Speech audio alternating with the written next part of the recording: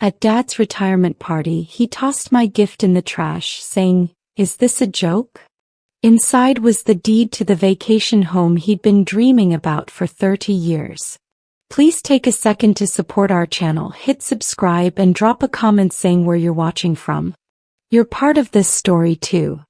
I watched Dad's retirement party unfold from the corner of the country club ballroom, my heart hammering against my ribs. The envelope in my purse felt like it weighed 1,000 pounds. Inside was the deed to that lakefront cabin in North Carolina, the one he'd circled in real estate magazines for 3 decades, the one Mom promised they'd buy someday. That someday never came before cancer took her 2 years ago. I'd worked 3 jobs for 18 months. Every weekend, every holiday, every spare moment went into saving the $250,000. At 28, I had nothing. No savings, no social life, no relationship. But I had this gift, this one perfect thing that would show Dad I remembered his dreams. Anna. My stepmother Marjorie's voice cut through my thoughts like glass. She glided over in her designer dress, martini in hand, her smile sharp as a blade. "Why are you hiding over here? This is your father's big day." She'd only been in the picture for 14 months. Married Dad 6 months after Mom died. I bit back the familiar resentment, just waiting for the right moment to give him my gift. Marjorie's eyes flickered with something I couldn't quite read. How sweet. Though I'm sure whatever we got him will be hard to top. Her laugh was like wind chimes made of knives. We bought him a Rolex. $18,000. My stomach twisted. This wasn't a competition, was it? Around us, Dad's colleagues from the fire department raised glasses. 40 years of service, they cheered. Chief Mateo Bryant retiring at 63. My hero. I just wanted to make him proud. My older brother Julian arrived late as always, making his entrance with his wife Simone and their twin daughters. People swarmed him immediately. Julian, the successful corporate lawyer. Julian, who made partner at 35. Julian, who lived in the house Dad helped him buy while I scraped by in a studio apartment with mold in the bathroom. There's my son. Dad's face lit up in a way it hadn't when I'd arrived 3 hours early to help set up. He embraced Julian with the kind of warmth that made my chest ache. I remembered being 12, overhearing Dad tell Uncle Ray that he'd always wanted a son to carry on the family name. Julian got the college fund. I got community college and student loans that still haunted me. Julian got help with his down payment. I got, "You're so independent, Anna. You don't need our help." Mom used to balance it out, making sure I felt seen. But she was gone now. "Anna, come meet my boss," Julian called out, barely glancing at me. I walked over, fixing my smile. His boss, an older white man named Richard, shook my hand limply. "So you're the sister. What do you do?" "I'm a social worker at—" "That's nice," Richard interrupted, already turning back to Julian. "As I was saying about the merger." I faded into the background as usual. But tonight would be different. Tonight Dad would finally see me. Really see me. Marjorie was watching me from across the room. Her expression was unreadable, but something about it made my skin prickle. She whispered something to her daughter from her first marriage, Brittany, who'd just arrived. Brittany, who was only 25 but had Dad wrapped around her finger. The walls were closing in. I needed air. I stepped onto the balcony, letting the May evening cool my flushed face. The city lights of Atlanta sprawled below, indifferent to my small drama. I pulled out my phone and opened my photos, landing on one of Mom. We were at Lake Hartwell 5 summers before she died. Dad had rented a cabin for the weekend, the only vacation I remember us taking. He'd stood on the dock at sunset, arm around Mom, pointing across the water. "One day, baby. One day I'm gonna buy us a place just like this. We'll retire here, watch the grandkids swim, grow old together." Mom had squeezed his hand. 30 years of putting out fires. You deserve it, Matteo. I was behind them with my disposable camera, capturing the moment. The joy on his face. The hope. That image had driven me through every double shift, every missed birthday party, every sacrifice. Hiding again? Julian's voice startled me. He stepped onto the balcony, drink in hand. You know Marjorie thinks you're being rude. I'm not hiding. I'm just... Look, I know things have been hard since Mom died. His tone was diplomatic, lawyer smooth. But you need to accept that Dad's moved on. Marjorie makes him happy. You can't keep acting like she's the enemy. My hands clenched. I never said. You don't have to say it. It's written all over your face. He sighed. Dad deserves to be happy, Anna. Don't ruin tonight with your attitude. My attitude. As if I was the problem. As if I hadn't spent the last 2 years watching Marjorie systematically erase Mom from Dad's life. The photos that disappeared. The furniture that got donated. Mom's garden that got paved over for a hot tub. I have a gift for him, I said quietly. It's important. Julian patted my shoulder like I was a child. That's sweet. Just, don't make it weird, okay? Back inside, Marjorie was tapping a champagne glass with her perfectly manicured nails. The crowd quieted. Everyone, thank you so much for celebrating Matteo tonight. 40 years of heroism, of saving lives, of being Atlanta's bravest. She gazed at Dad with adoring eyes that somehow felt performative. And now, as he begins this new chapter, I have a special announcement. My pulse quickened. This wasn't part of the plan. Marjorie wasn't supposed to speak. As many of you know, Matteo has always dreamed of a quiet retirement by the water. Murmurs of agreement rippled through the crowd. My stomach dropped. Oh, she couldn't possibly. So I've spent the past 6 months secretly planning the perfect gift. Matteo, darling, we're moving to our new lake house in North Carolina. She produced a set of keys from her purse, dangling them triumphantly. I closed on the property yesterday. We leave in 2 weeks. The room erupted in applause. Dad's face went through shock, joy, then pure elation. He swept Marjorie into his arms, kissing her as people cheered. Baby, you didn't. How did you? I used my inheritance from my mother, Marjorie said loudly enough for everyone to hear. Nothing's too good for you, my love. I couldn't breathe. The envelope in my purse suddenly felt like evidence of my own stupidity. She'd bought him a lake house. I'd bought him a lake house. But hers came with keys and applause while mine sat worthless in my bag. Brittany caught my eye across the room and smirked. She'd known. They'd all known. I'd been beaten at my own game and I hadn't even known we were playing. I cornered Marjorie in the hallway outside the bathrooms. My hands were shaking, but I kept my voice steady. Did you know? She turned to me, her smile evaporating. Did I know what, Anna? About my gift. About the cabin I bought him. I watched her face carefully. Nothing. Not even a flicker. Either she was an incredible actress or... Why would I know anything about your gift? Her voice was ice. Though I have to say the timing is unfortunate for you. But you'll still give it to him, won't you? I'm sure he'll appreciate the thought even if... She trailed off, letting the implication hang. Even if what? Even if it's redundant now. She checked her lipstick in a compact mirror. But don't let that stop you. I'm sure whatever you got him from your limited budget will be lovely. The condescension in her tone made my blood boil. I bought him a lake house too. In North Carolina. Near Asheville. The one he's been talking about for 30 years. Now I saw it, a flash of something in her eyes. Panic, anger, but it was gone in an instant. Is that so? Well, how coincidental.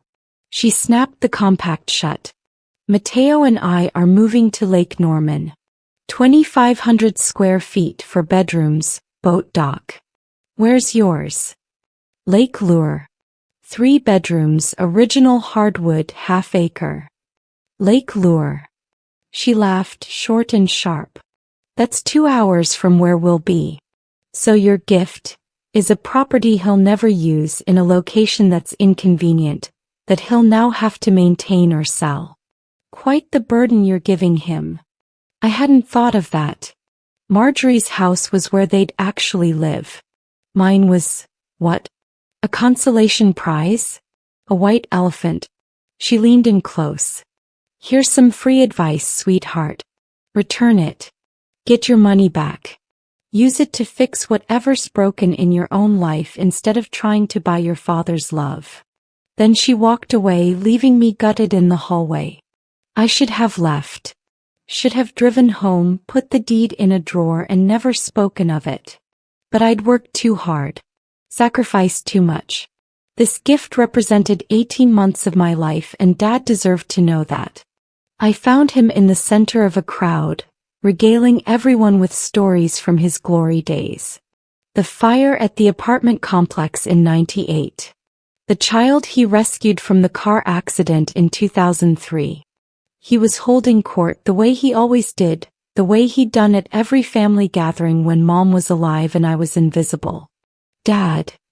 I touched his elbow. Can I talk to you for a minute? He turned, his smile dimming slightly. Anna, honey, I'm right in the middle of. It'll just take a second. I have something for you. Julian appeared at Dad's other side. Sis, maybe later? People are. No, it's fine. Dad's voice had that forced cheerfulness he used when he was irritated but trying to be nice. What is it, baby girl? My hands trembled as I pulled out the envelope. It wasn't fancy, just a manila folder from Staples. Inside, the deed, the keys, and a photo of the cabin I'd printed from the realtor's website. I know Marjorie already gave you an amazing gift, I started, my voice cracking. But I wanted you to have this too. I've been working on it for. Dad took the envelope, barely glancing at it. Anna, sweetheart, you didn't have to get me anything. Your presence here is gift enough. Just open it. Please. The crowd had quieted, sensing drama. Dad opened the envelope, pulled out the contents.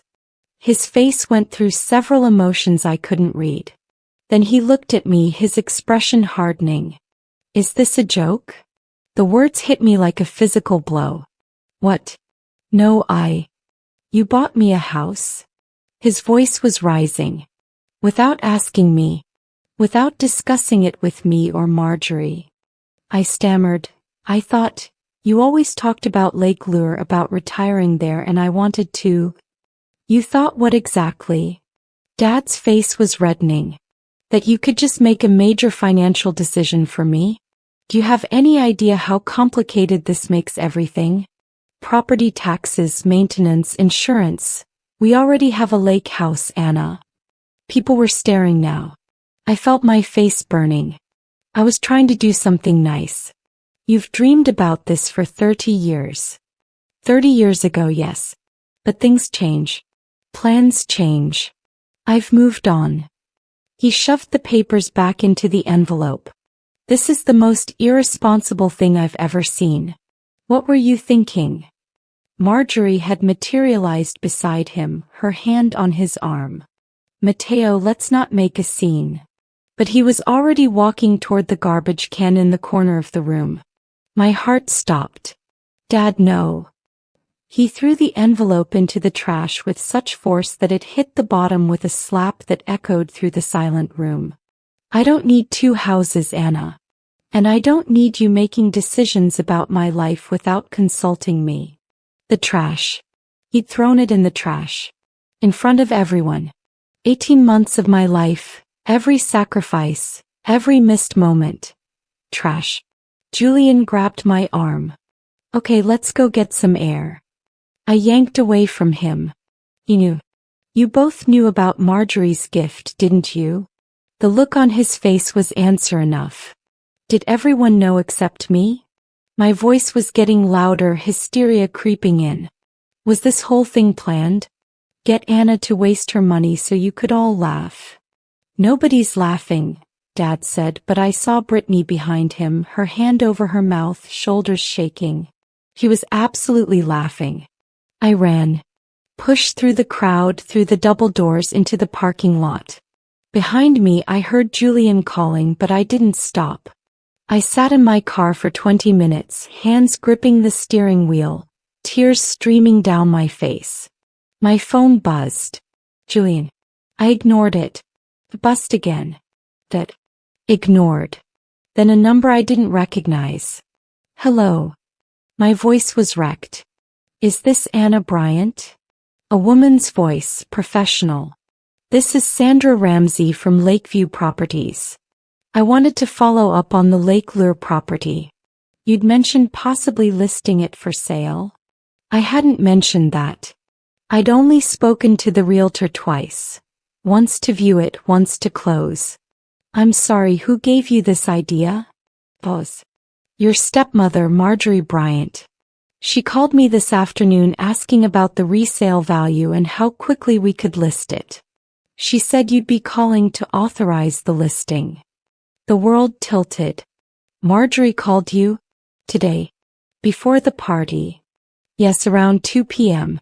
She seemed quite familiar with the property details. I assumed she was helping coordinate. I hung up. My mind was racing.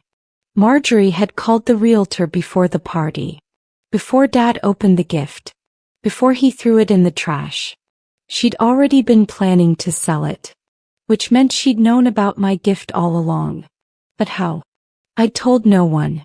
The purchase was in my name only. I'd been so careful. Unless. The realtor. I'd used Lake Hartwell Properties for the purchase. Same company Dad and Mom had talked to years ago about buying. Marjorie must have called them, fishing for information, maybe claiming to be coordinating a surprise. The realtor probably mentioned they'd recently sold the Lake Lure property to a Anna Bryant. Marjorie had orchestrated everything. The announcement. The timing. The public humiliation. She'd known exactly what my gift was and had deliberately beaten me to it. Made mine worthless, ensured Dad would reject it. And Dad had played his part perfectly, never questioning, never thinking twice about throwing his daughter's heart in the garbage. My phone rang again. This time it was Simone, Julian's wife. Don't hang up, she said immediately. I need to tell you something. Simone's voice was tight with urgency. I'm in my car. Julian doesn't know I'm calling. You need to hear this. What? I was exhausted, emotionally gutted. 3 months ago I overheard Marjorie on the phone with her attorney. She was asking about Georgia's inheritance laws, about what happens to property purchased during a marriage versus before. Simone took a breath. Anna, I think she married your dad for his money. I almost laughed. Dad's a retired fire chief. He doesn't have money. He has a pension worth almost $3 million over his lifetime. He has the house in Buckhead that's worth $800,000 fully paid off. He has life insurance investments. And when your grandmother died last year, he inherited her estate. Another $500,000. My grandmother. Dad's mother. I'd been so wrapped up in work I'd barely processed her death. The funeral was a blur. I didn't know about any of that. Because Marjorie made sure you didn't. She's been isolating him, slowly cutting you and Julian out. Well, you more than Julian. She sees you as competition. Simone's voice dropped. After I heard that call, I started paying attention. She's been transferring money, changing beneficiaries. Your dad mentioned updating his will last month. I guarantee you're not in it anymore. Why are you telling me this now? Because watching what she did tonight made me sick. That was calculated, Anna. That was cruelty. And your dad. She paused. Your dad's changing. He's not the man your mom married. Marjorie's got him convinced that you're jealous, that you never approved of their relationship, that you're trying to cause problems. She's been poisoning him against you for months. I remember Dad's face as he threw my gift away. The coldness. The anger. That wasn't my father. Or was it? There's something else, Simone continued. Brittany, Marjorie's daughter? She's been arrested twice for credit card fraud. Marjorie paid to make it go away both times. And guess whose credit she stole the second time? Whose? Your dad's. I woke up at dawn, my pillow damp with tears, my eyes swollen. My phone showed 23 missed calls. 12 from Julian, 7 from Dad, 3 from Marjorie, and 1 from my Aunt Pauline, Mom's sister. I called Pauline back. She answered on the first ring. Baby, I heard what happened. I'm so sorry. How did you? Julian called me at midnight. Said you'd run out of the party upset. Her voice was gentle but firm. Anna, I need to tell you something about your mama. Something I promised her I wouldn't say until you needed to hear it. I sat up in bed. What? Your mama knew she was dying 6 months before she told anyone. She used those 6 months to make sure everything was in order for you. She had a lawyer draw up documents, set aside money. She made your daddy promise he'd take care of you, that he'd make sure you got your fair share of everything. My chest tightened. What are you saying? I'm saying there's an account at First National Bank in your name. Your mama put $75,000 in it. Life insurance money. She made your daddy co-signer so he could help you access it when you needed it. $75,000. I'd been working 3 jobs. Struggling to save. Why didn't Dad tell me? Silence. Then, check your credit report, baby. Check it right now. I pulled up the app on my phone with shaking hands. Loans. Multiple loans. Credit cards. All opened in my name over the past 14 months. Total debt, $83,000. All delinquent. That's not me, I whispered. I didn't open these. I know, baby. But someone with access to your social security number and birth certificate did. Someone who had legal access to your documents as your father's spouse. Marjorie. Marjorie had stolen from Mom's account for me, ruined my credit, and probably used the money for her lake house. You need a lawyer, Pauline said. And you need to get that deed from the trash before someone else does something with it. I drove back to the country club at 7 a.m. The cleaning crew was there. I explained I'd left something at the party and they let me in. The ballroom was trashed. Empty glasses, wilted flowers, crumpled napkins. The garbage cans had been emptied. Looking for something specific? An older black woman in a cleaning uniform asked. Her name tag said Dorothy. An envelope. Someone threw it away last night. Manila folder with papers inside. Dorothy studied my face. Your Chief Bryant's daughter. I saw what happened. She walked to a supply closet, reached behind a shelf and pulled out my envelope. I grabbed it after you left. Saw what was inside. Nobody throws away a deed to a house unless they're hurting too much to think straight. I took it with shaking hands. Thank you. God, thank you. My husband was a firefighter. Died in the line of duty 12 years ago. Dorothy's eyes were kind. Your daddy was at the funeral. Gave the eulogy. He was a good man then. I don't know what happened to him, but that man last night? That wasn't Chief Mateo Bryant. That was someone else wearing his face. I drove straight to a lawyer's office. I'd found one online who specialized in family law and fraud. Her name was Vanessa Sellers, and her reviews mentioned she was ruthless. Let me get this straight, Vanessa said after I'd explained everything. She was 40-something with natural hair and sharp eyes that missed nothing. Your stepmother committed identity theft, Your father possibly conspired in it or at minimum was negligent as a co-signer, and they publicly humiliated you to cover their tracks? I don't think Dad knew about the fraud. I think Marjorie. Doesn't matter. He had a fiduciary responsibility to protect that account. He failed. And you have proof of damages. Emotional distress, financial harm, reputational damage. She leaned forward. Do you want to go after them? Did I? They were my family. Dad was all I had left. Except he'd thrown me away as easily as he'd thrown away my gift. Yes, I said. I want to go after them. Vanessa insisted on being present when I confronted Dad. We arranged to meet at his house, the house Mom had decorated where I'd grown up, that now had Marjorie's stamp on every surface. Dad answered the door in his bathrobe, confused. Anna. It's 9 a.m. on a Sunday. What's? He saw Vanessa. Who's this? My attorney. We need to talk about the account at First National Bank. The one Mom set up for me. His face changed. Anna, I can explain. You can explain how $83,000 got stolen from my account? How credit cards were opened in my name? How my credit score is now 427. My voice was steel. I'd cried all my tears. Now I was just angry. Where's Marjorie? She's asleep. And you need to lower your voice. Marjorie! I shouted.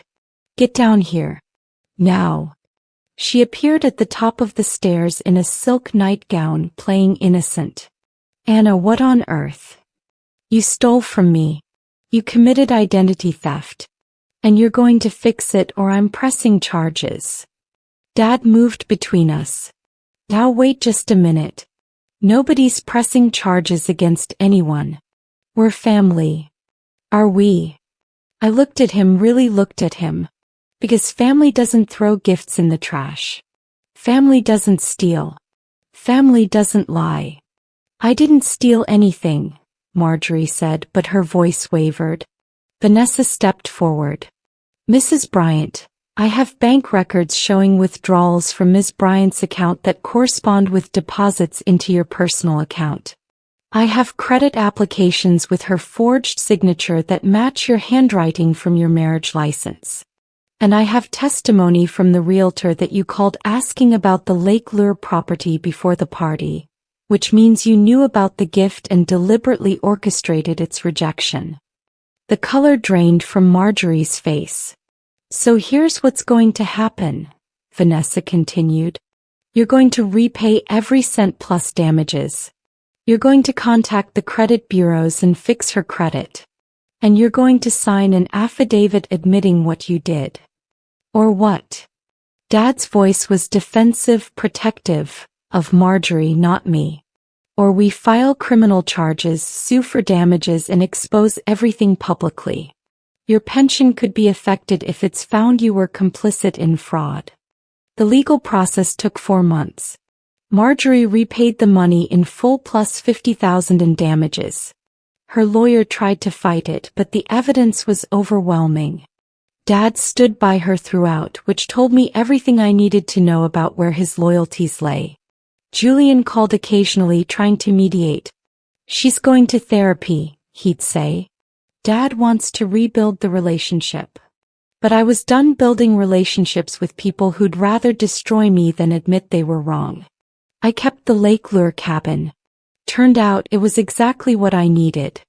I quit 2 of my 3 jobs, kept my social work position and spent weekends at the lake.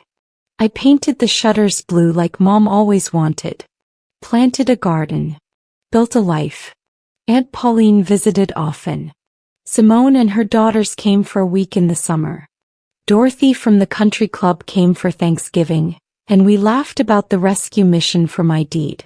A year after the party I got a letter from Dad. He'd filed for divorce from Marjorie. She'd been arrested for defrauding another elderly man she'd met online. Dad was alone, his pension diminished by legal fees, his reputation damaged by association. He wanted to talk, he wrote. He wanted to explain, to apologize, to start over. I read the letter once. Then I lit it on fire in my fireplace and watched it burn. Some bridges, once burned, aren't meant to be rebuilt. Some families are the ones you choose, not the ones you're born into. And some gifts, the ones you give yourself, are the only ones that matter. I sat on my dock watching the sunset paint the water gold and pink. The cabin creaked behind me, settling into itself. Mom's cabin. My cabin. The home I'd built from sacrifice and determination and love. Dad had called it a joke. But I was the one laughing now, whole and healed and free, while he lived with the consequences of choosing cruelty over compassion, Marjorie over his daughter, pride over love. I'd given him the gift of his dreams and he'd thrown it away. So I kept it for myself.